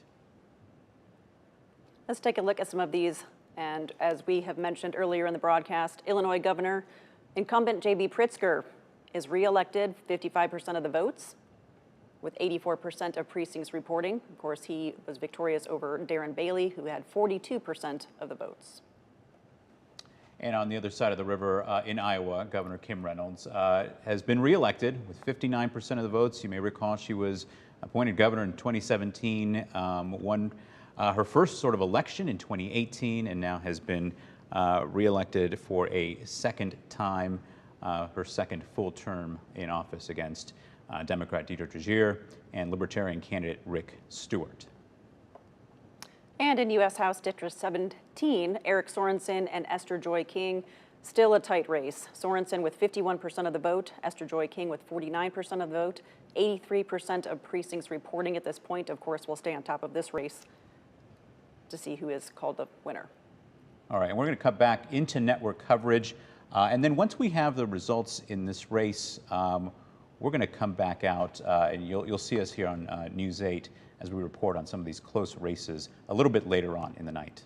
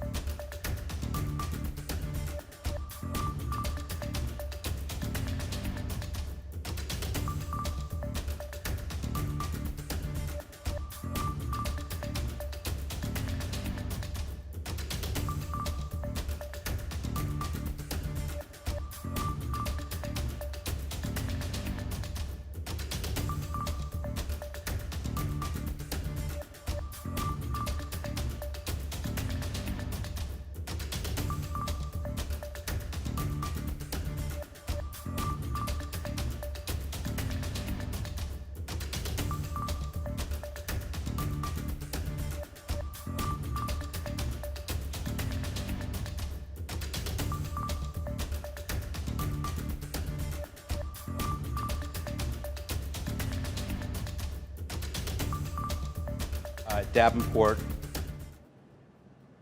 Okay, we were hoping to hear from Marionette Miller Meeks. As you saw earlier in our broadcast, there was a lot of excitement with her campaign. She was sort of walking around the room, cheerfully greeting a lot of her supporters there. It sounded like she was perhaps about to take the stage, so we're waiting on that, but that has not happened just yet. But we do want to sort of give you an idea of why she was, you know, obviously in a very cheerful mood. As we she look is at currently kind of leading the results. polls Yeah. at 53% of the vote over Christina Bohannon's 46%. Again, only 90-some% of precincts reporting, but again, she has a good lead right now. Just waiting to see if this race will be called and when she'll speak. Right. And what we heard from Christina Bohannon is she conveyed optimism, certainly because I think everyone's waiting for the official results, but she was thanking a lot of her supporters for the work that they did throughout the campaign, mentioning how, you know, really it was a reflection of democracy in action. However, let's go over to Eric Sorensen's campaign and election results party with News 8's Shelby Kluver, who has been live with him in that campaign throughout the evening. Hey John, we still have yet to hear from Eric Sorensen himself, but the podium's all set up and there is a buzz in this room. I'm sure anybody who's watching this race all night long knows this has been back and forth as each individual county comes in. It has been neck and neck between Eric Sorensen and Esther Joy King all night long. But now the votes are coming in. I think AAPI is reporting something around 82, 83% of the votes are in. Eric has a very slight lead, but we are still waiting on votes from some key counties. We're waiting on a little bit more from Rock Island County. Knox County still needs to finish their reporting. Peoria County, McLean County. Those three of those, Rock Island, McLean, and Peoria County, are all leaning Democrat at the moment. That's going to be big for Eric. We're also still waiting on results from Winnebago County. That's where Rockford is. That's where Eric's hometown is, where he was raised from. So all of those are going to be key for him. But I'm telling you, there is an excited, nervous, stressed out buzz in the air here today. People are alternating between yelling out when they see results come on the air and kind of falling silent in between. But the energy is up and we are expecting to hear from Eric soon.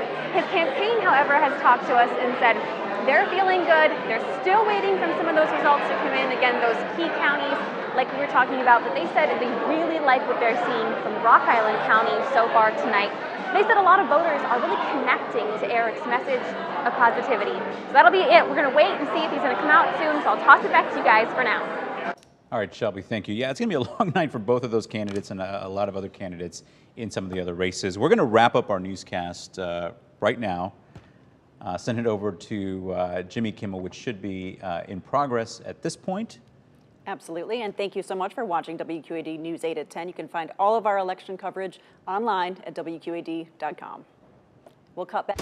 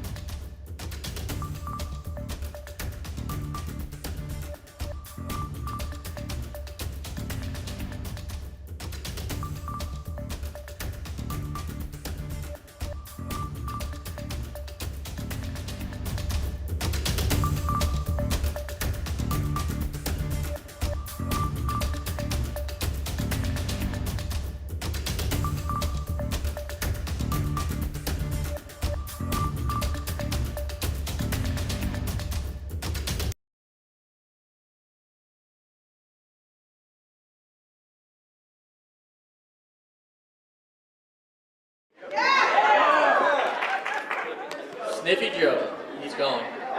Sniffy. I want to thank everybody for getting out and voting. We're ready to go to the state capitol and do all your guys' work. Make sure that we're heading the right direction and keeping Iowa the right direction. So I thank you, and I thank you. Thank you very much. All right, congratulations, Scott. So now it is my great privilege to introduce somebody that won by 6 votes 2 years ago. 6 votes, but she didn't give up. She never gave up, and her entire life story is about not giving up. And part of that is winning every single county except Johnson County. That's more than 6 votes. So she is a great friend, she is a great ally, she is a great woman with a great moral compass. It is my honor to introduce our U.S. Congresswoman, Mariannette Miller Meeks.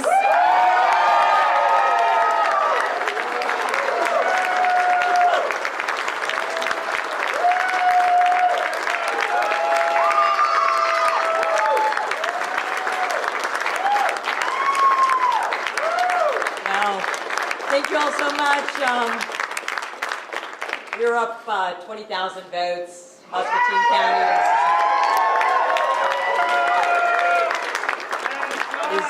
is recounting their absentee ballots, but we don't see a pathway. So I'm just going to thank my opponent, Christina Bohannon. I'm going to thank her for running, for putting her name in the hat. It's extraordinarily difficult to run a campaign. It's difficult on the individual, it's difficult on their family, so I have a lot of respect for anybody who runs a campaign and runs a race, so thank you to my opponent. Most importantly, I want to thank my husband, Kurt. I'm the husband. You all already heard the story about the shirt, so I won't repeat that, but Kurt is my rock and could not do anything without his support and his help, and he also is a master at putting up barn signs. My son, Jonathan, and if you recall, Jonathan is the person who got me to run. And I was going to bring the CD that he gave me. I did find it cleaning. Yes, that is a true story. But he's the one that got me started and interested in running for office. My beautiful daughter, Taylor. Taylor is the one that always inspires me to be a role model for women. And Taylor just planned her entire wedding and married my new son-in-law, David, Labor Day weekend. So congratulations to the newlyweds. And then Senator Kenoyer. Senator Kenoyer, I love Senator Kenoyer. We came in together to the state senate. She is an amazing state senator, and if our new elected House and senators do as well as Senator Kenoyer does, Scott County and the rest of southeast or this part of Iowa, eastern Iowa, is going to be in great shape. So thank you so much, Senator Kenoyer.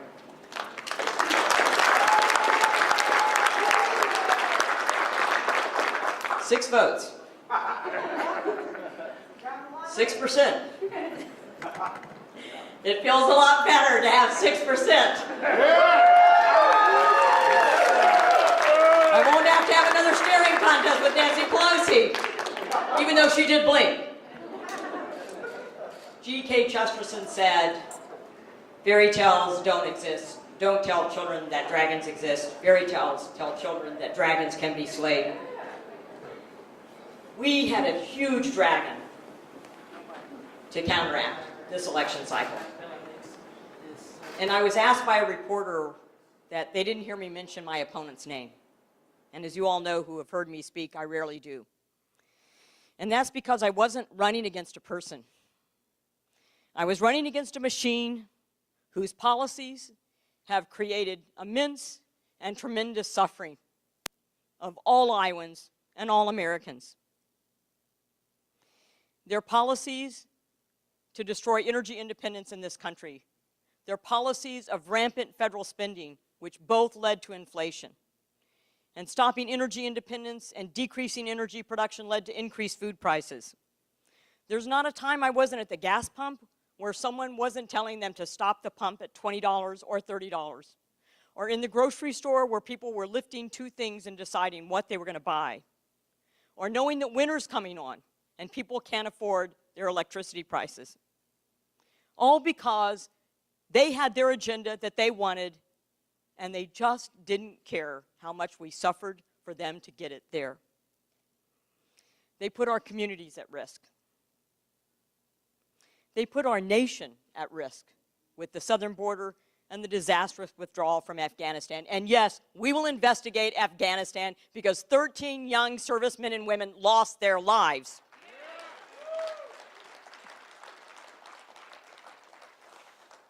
They put our livelihoods at risk.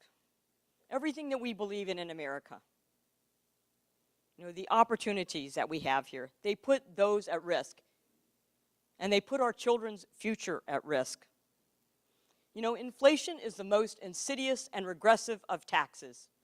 It affects low income, working families, people of color, the poor, and seniors on a fixed income. So within 3 months, President Biden had already broken a campaign promise not to raise taxes on anyone making under $400,000 a year, because all of us suffered under rampant inflation from their policies.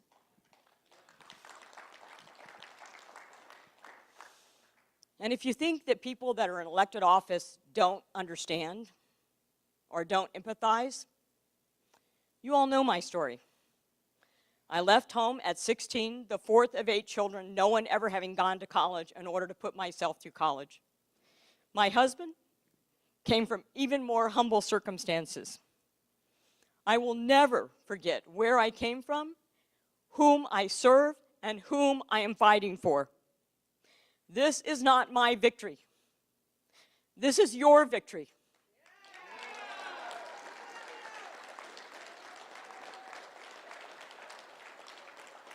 Because you all deserve so much more. All Iowans, all Americans deserve so much more than what the dominant majority party has delivered to us. You deserve to be able to put food on your table and not worry if you have to not pay something else or delay a bill. You deserve to be able to fill your car when you go to the gas pump. And from our tractors to our trucks, they need to be able to afford diesel, which allows us to have affordable food. We need to once again have energy independence, which will help with all of that. So this is our victory. And the Republicans have a commitment to America. An economy that is strong. Once again, energy independent, and stop rampant government spending, which will bring down inflation. A nation that is safe. We will support 200,000 local law enforcement officials, regardless of their wacky, crazy policies of cities to defund police. We will secure our border and stop the flow of fentanyl. And we will always back our law enforcement. And I've already had several of them call me. A government that's accountable.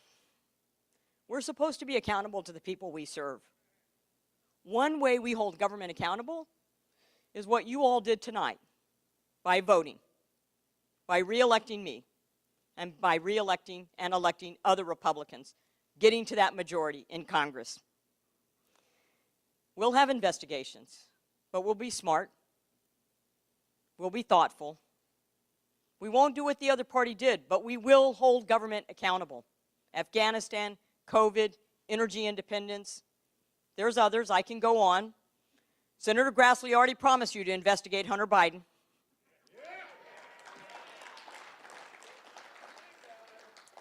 And a future that's built on freedom. One of the most devastating things that I think that this administration has done was what they have done to the chance of our children's future. A parent's Bill of Rights. Parents have a right to say in the classroom, they have a right to know what curriculum is, they have a right to know what's being taught, and they're not domestic terrorists if they go to a school board meeting. And we're not going to have biological boys participate in girls' sports. I'm a doctor. I've never made a mistake on a birth certificate.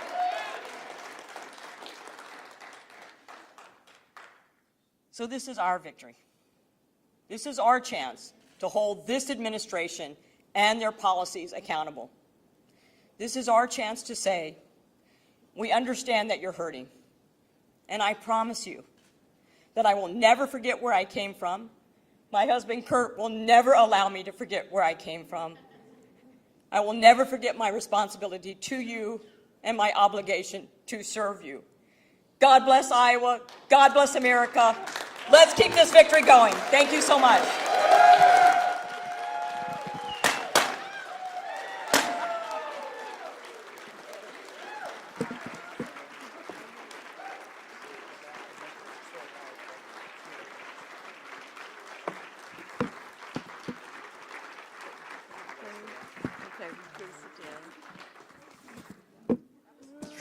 That was fun, yeah.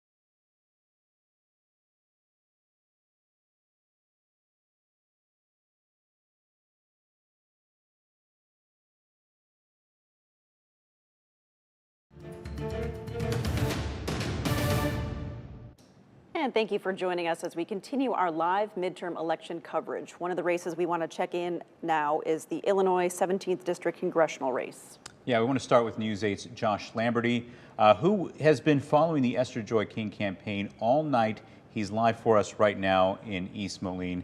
How's it going out there, Josh? Yeah, John and Linda, it's a pretty empty room here now at the Bend Event Center in East Moline.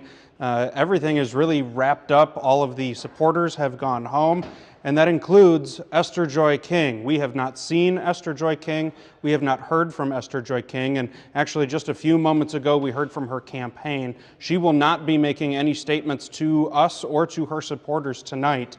In fact, we will not be hearing from her or the campaign until tomorrow morning. The campaign tells us that there are some discrepancies in the data that they're seeing, and that they will need to be communicating with some of the local election officials to kind of sort out those discrepancies before they make any statements. So we will not be hearing from Esther Joy King at all tonight, and we'll have to wait until the morning to hear that. That's when the campaign says that they will be issuing some more statements and providing us with some more information about what they're seeing and really what's been going on with why we haven't seen Esther all night tonight. But it was a packed room at one point. About 70 to 80 people in this room, and they were all cheering on Esther from about 7:30 to right up until about midnight, watching those election returns come in. But we'll have to wait until tomorrow morning, Wednesday morning, to see what, if anything, the campaign has to say. John and Linda? All right, Josh, thank you so much for that. Now let's check in with News 8's Shelby Kluver, who has been with Eric Sorensen's campaign all night in Moline. Shelby, what's the latest out there? Well, we are still waiting for election results, but the mood in this room has actually shifted quite a bit. It was pretty stressed out most of the evening, and now, as you can hear, there's a lot of cheering. It's pretty loud in here right now. Now, Eric is currently leading in the polls.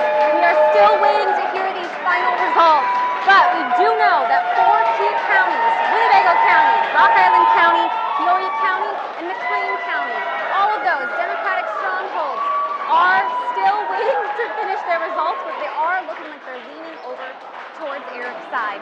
Now again, like I said, a lot of excitement in the room. There's also been a lot of other people in the room here tonight. We've had other Democrats stopping by. Sherry Bustos stopped by earlier tonight. We've heard from Greg Johnson. Darren Hart stopped by as well. All of these people saying, you know, when it comes to election night, these Democrats, these local Democrats view it as a team behavior. So they are all in this together. They're all here supporting one another, kind of like this crowd right now. Like it's in the cloud. We are still waiting to hear those final results, and we're also still waiting to hear from Eric himself. We do expect to hear from him a little bit later tonight. So we're going to keep hanging out here all night long, as long as it takes. We'll be on the air on the News 8 app and on WQAD.com. John? All right, Shelby, thank you. Two very different scenes, as you can see, from both of those campaigns. But let's take a look at the numbers right now. Eric Sorensen, Esther Joy King, a close race, 52% of the votes going to Eric Sorensen right now. And really key here, 86% of precincts are reporting.